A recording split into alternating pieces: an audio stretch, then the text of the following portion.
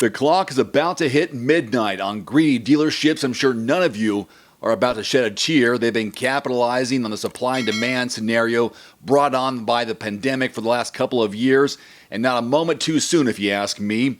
The selling and marking up above and beyond MSRP must stop and will stop by the end of this year.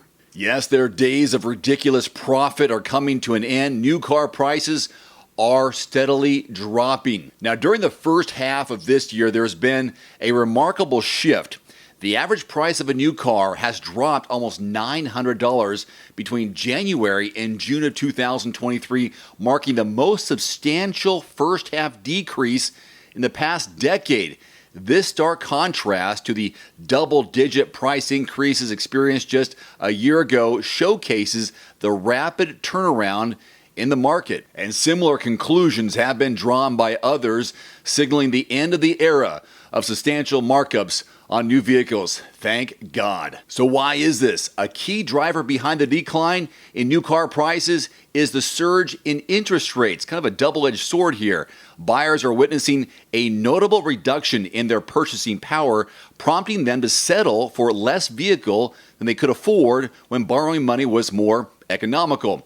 So adding to this uncertainty is a prevailing economic situation going on right now, with an increasing number of employers implementing layoffs and inflation affecting consumer spending. Many people are reluctant to take on the responsibility and the debt of a new car payment. And yes, I know that many people, 17 to 20% of people across America, are willing to pay $1,000 a month for their new car. In fact, the average is $700 and change, but more than 17% of Americans are willing to pay $1,000 for their new car payment, which to me is just ridiculous. Now, this hesitation to take on new car payments is across the board, very prominent because the average monthly payment, as I mentioned, in the first quarter of 2023 was $725 to be exact. That's reported by Experian.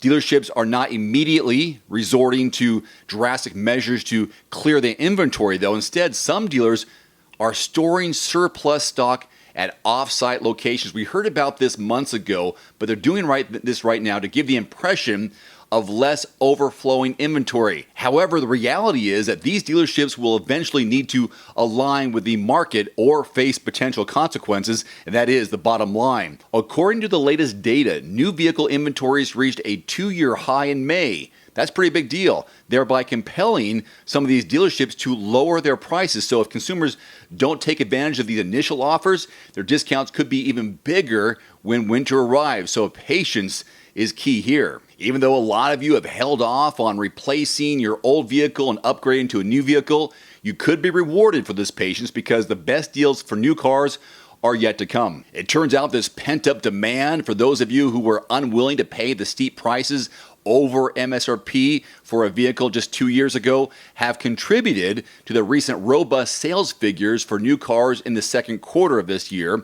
However, as this factor subsides, those of you who can continue to hold off are likely to benefit, as factors like interest rates will be playing a role here in the coming months. And listen to this, EVs, electric vehicles, are particularly impacted by the market's general downturn. Multiple automakers have reported accumulating EV inventory at their dealerships and factory storage facilities. Some speculate that the demand for EVs may continue to decline, potentially due to market saturation. Overall, this evolving landscape holds promising news for new car buyers, especially for those who can pay in cash or at least put down a large payment.